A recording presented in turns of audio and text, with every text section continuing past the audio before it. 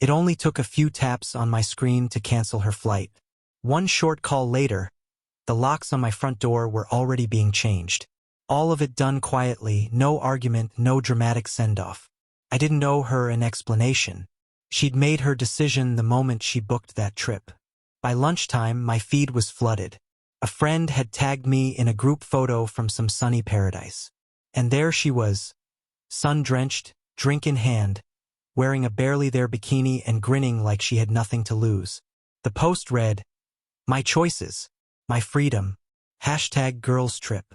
But it wasn't the pose or the caption that burned through my chest. It was the barely visible outline of a man on the beach behind her. Tall, familiar, just far enough back to think no one would notice. I knew that frame too well. Her ex. The same man she said had emotionally drained her in college. The same one she swore was blocked, out of her life, toxic beyond reason. And now, apparently, part of the girl trip I paid for. I didn't react publicly. No call, no message.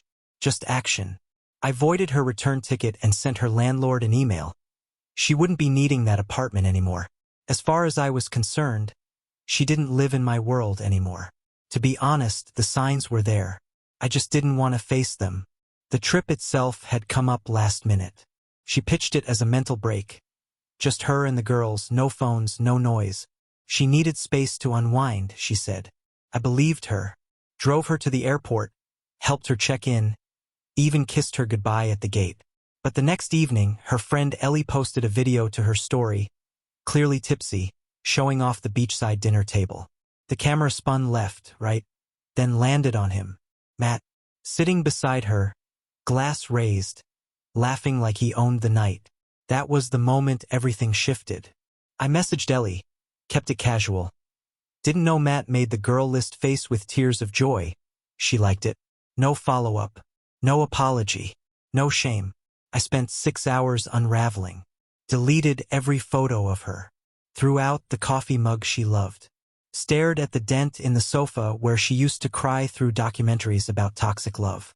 Then I opened her inbox, saw the itinerary I had paid for, including her return flight.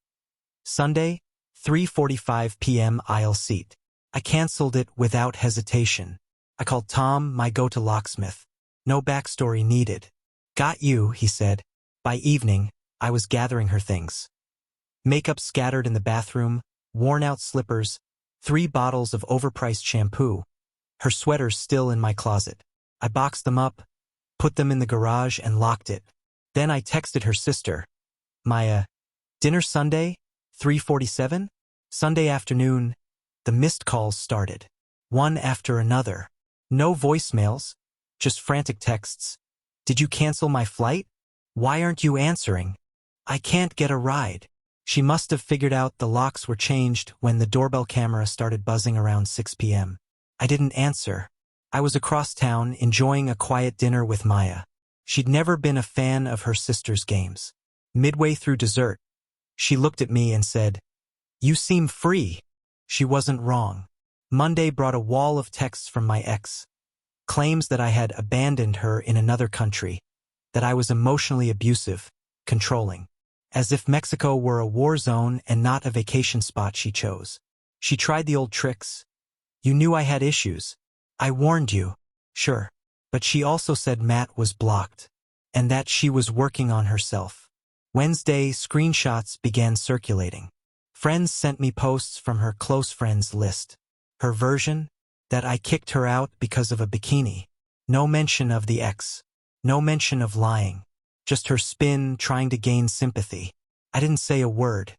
But I did send her a clip from Ellie's story. The one where Matt's hand grazed her waist as she leaned in. No text. Just the video. She didn't reply. Thursday night, Maya messaged. She's living with Matt now. She said she's coming for her things. I responded, garage. Locks are new. Cameras are on. Maya reacted with a thumbs up. Then came the fallout. Turns out Matt wasn't just any ex. He was a walking disaster. A pending lawsuit involving workplace harassment had resurfaced. Screenshots, messages, public records. The internet dug him up and fast. And because my ex had been defending him online, well, the backlash hit her too. Her Instagram turned hostile. Sponsors stopped replying. She made another post, taking a break for mental health. Classic deflection. But no brand pays rent based on vibes and temporary self-care. By the weekend, she messaged me one final time. "You ruined my life." I didn't answer, just screenshotted her original caption. "My choices, my freedom." And beneath it, I typed, "My home, my peace. I choose silence." Then I blocked her. The locks are still new. The couch is mine. My apartment feels whole again. Maya and I still talk sometimes. Not romantically, too complicated, but it's easy, steady. She told me, "You weren't being cruel. You were just being kind to the wrong person." She was right, and I've finally stopped mistaking chaos for love.